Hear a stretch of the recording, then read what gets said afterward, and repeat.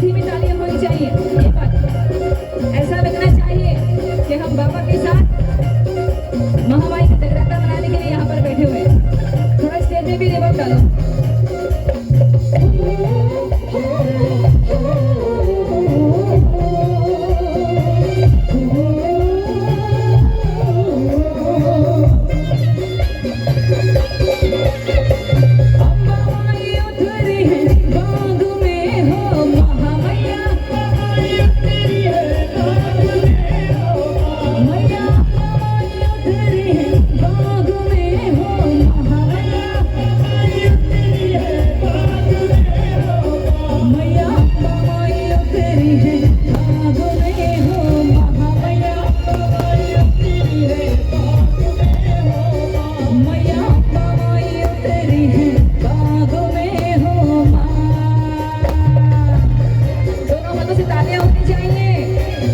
यदि आप भक्ति करने आए हैं तो कोई भी महामाई की भक्ति से वंचित नहीं रहेगा। हम सारे भक्त मिलकर आज महामाई का जगराता मनाएंगे, महाकाल बप्पा का जश्न मनाएंगे।